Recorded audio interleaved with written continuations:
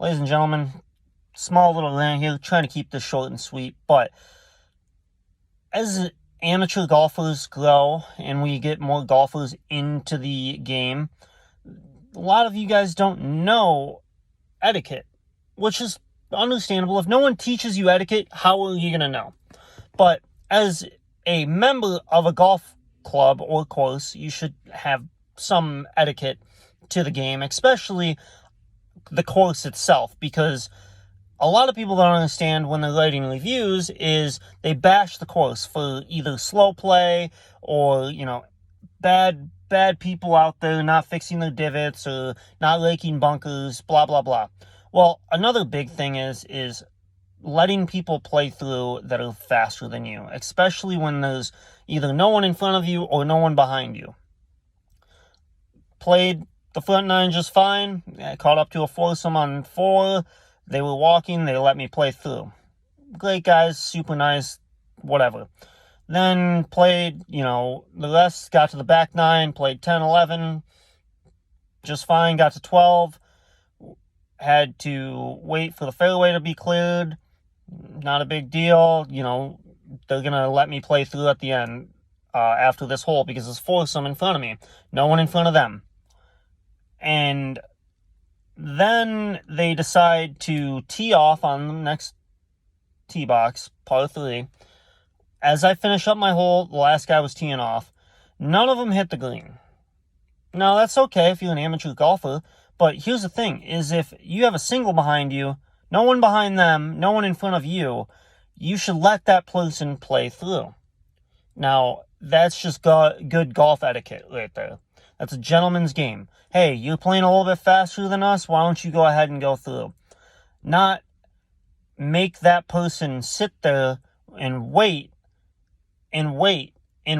especially since it's 5 o'clock in the afternoon in the middle of winter, sunsets in probably 45 minutes, let that person play through. Well, I waited a couple holes, none of them let me play through. They actually ended up somehow adding 2 other guys, so now I'm sitting behind a 6-some. None of them let me play through.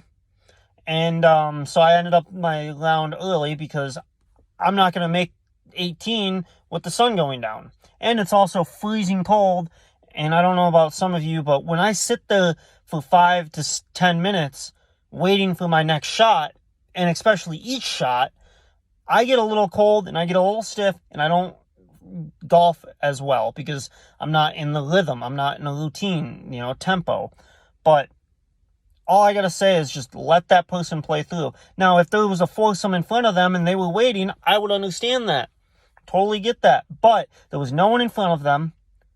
They wouldn't have had to wait very much at all.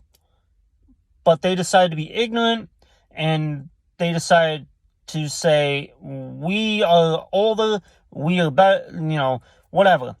It doesn't matter.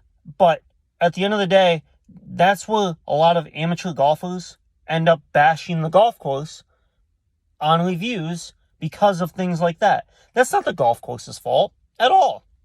That's poor etiquette on the golf course. Now, the golf course can't control whether people let somebody play through or not in a regard. When there's no one out there, you expect people to understand that you can let them play through and everything like that. So here's a tip. If you're out there on the golf course, say you're playing a little slower and there's a guy waiting behind you or a group behind you waiting, just let him play through.